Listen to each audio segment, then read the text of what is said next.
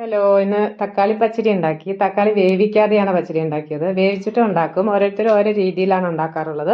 അപ്പോൾ ഞാൻ ഇന്ന് ഉണ്ടാക്കിയത് തക്കാളി അധികം വേവിക്കാതെ ഉണ്ടാക്കിയത്. അതിന് വേണ്ടി 2 തക്കാളി ചെറിയ പീസാക്കിയിട്ട് സ്ക്വയറിൽ മുറിച്ചിട്ടുണ്ട്. നീളത്തിൽ മുറിക്കാം. ഇപ്പം ഞാൻ സ്ക്വയറിൽ മുറിച്ചെടുത്തിട്ടുണ്ട്. ഇതിന് വേണ്ടി അരപ്പ് ചെയ്തത് തേങ്ങയും പച്ചമുളകും മാത്രമാണ്. ജീരകം ചേർക്കില്ല. ജീരകം ചേർത്താൽ വേറെ ടേസ്റ്റാണ്. അപ്പോൾ ആ അരപ്പ് ആദ്യം മൺചട്ടിയിലാണ് ഞാൻ വെച്ചിരിക്കുന്നത്. അരപ്പ് മൺചട്ടിയിലേക്ക് ഇട്ട് 2 മിനിറ്റ് തിളച്ചതിന് ശേഷം ആ പച്ചമുളകിൻ്റെ പച്ചമണം പോകാൻ വേണ്ടിയിട്ട്, എന്നിട്ട് തക്കാളി അതിലേക്ക് ഇട്ടിട്ടും അതുപോലെ ഒരു 2 മിനിറ്റ് ഒന്ന് അടച്ച് വയ്ക്കുക. അത്രയും വെന്താൽ മതി. അപ്പോൾ അത് 2 മിനിറ്റ് കഴിഞ്ഞതും നമുക്കിതിലേക്ക് ആവശ്യത്തിന് തൈര് ചേർത്ത് കൊടുക്കാം. ഞാനൊരു 1/4 കപ്പ് തൈര് ചേർത്തിട്ടുണ്ട്. അധികം പുളിയില്ലാത്ത തൈരാവണം. കൂടുതലാവാനും പറ്റില്ല, പുളി കുറയാനും പറ്റില്ല. അപ്പോൾ ഇപ്പോൾ ഏകദേശം ഒരു ഉപ്പും എല്ലാം ചേർത്തിട്ടുണ്ട്. അപ്പോൾ നമുക്കിപ്പോൾ ഉപ്പൊക്കെ നോക്കാം, തൈരിൻ്റെ പുളിയൊക്കെ നോക്കാം. ഇനി കടുക് പൊട്ടിക്കാൻ കൂടെ ചെയ്താൽ റെഡിയായി.